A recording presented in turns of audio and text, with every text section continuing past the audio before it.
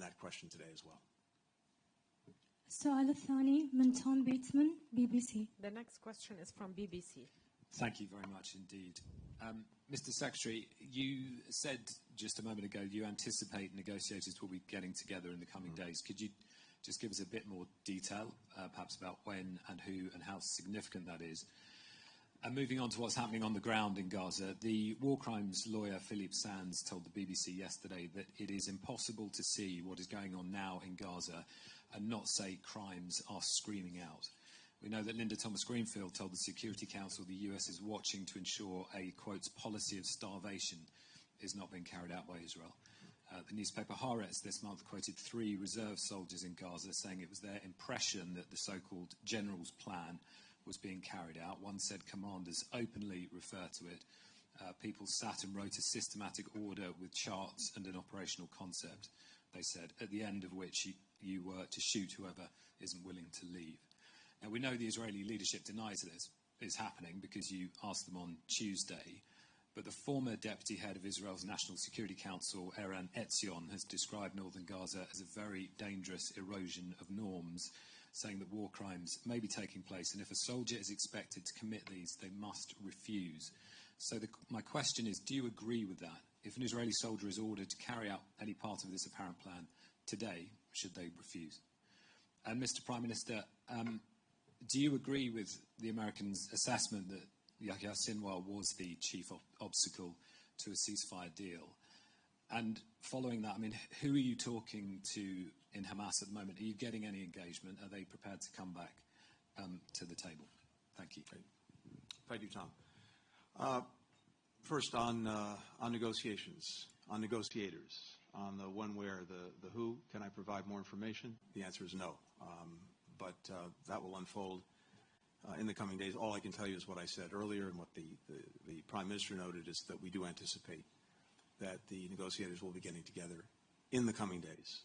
And again, what we really have to determine is whether Hamas is prepared to engage. And I believe that we'll be able to do that starting in the coming days. With regard to the so-called general's plan in the north, let me just say again, first, the United States fully and fundamentally rejects it. Second, as I told you the other day, the government of Israel says that it is not the policy of Israel, and also rejects the plan.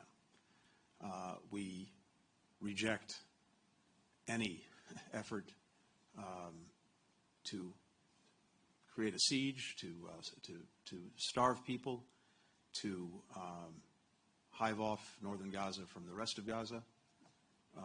We've been very clear about that. We'll remain very clear about that. But again, from the words of the Prime Minister directly to me, that is not Israel's policy.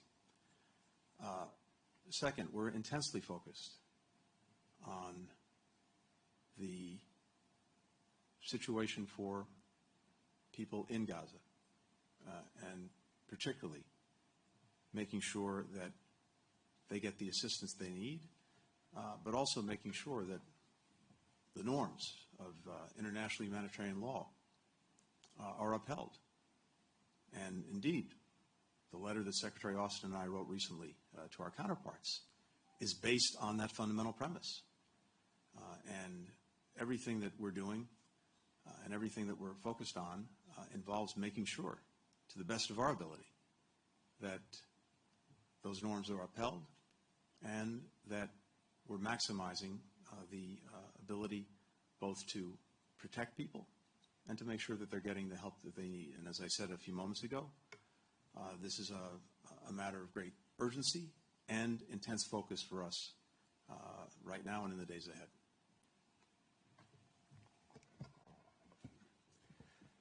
Well, thank you very much.